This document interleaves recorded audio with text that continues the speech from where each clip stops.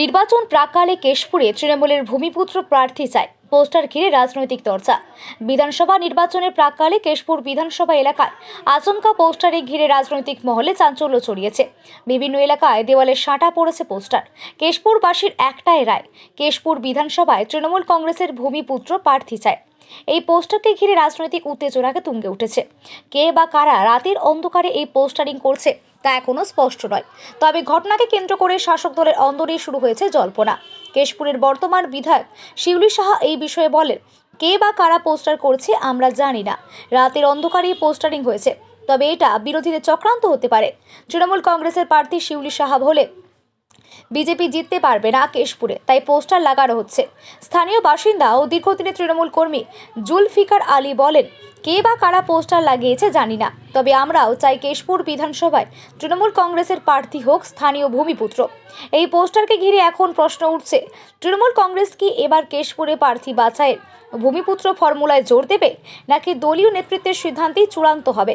রাজনৈতিক মহলে নজর এখন সেই দিকে, যদিও এ বিষয়ে বিরোধীদের কোনো বক্তব্য পাওয়া যায়নি। কেশপুরবাসী চেয়েছে সঠিক সিদ্ধান্ত, ওই যে লোকাল এমএলএ হলে বা বিধায়ক হলে আমাদের যথেষ্ট উন্নয়ন হবে। এখানে তো আমাদের গোষ্ঠী লেগেই রয়েছে, আর আমরা 98-এর জন্মলগ্ন থেকে তৃণমূল কংগ্রেস যতদিন জন্ম ততদিন থেকে পার্টি করছি। আমার বাবা কাকারা সব এটা কেশপুরবাসী জানে।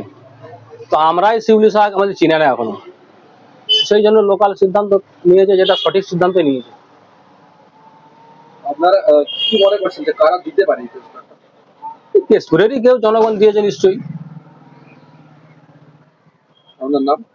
আমার নাম শেখ আব্দুল জলিল, জুলু বলে চিনে।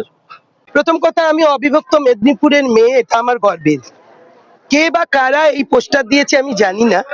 আজকেই দেখতে পাচ্ছেন, আমি জাস্ট বিকেল বেলা কাল খবর দিয়েছি উন্নয়নের সংলাপ নিয়ে আমরা আজকে এখানে আসব।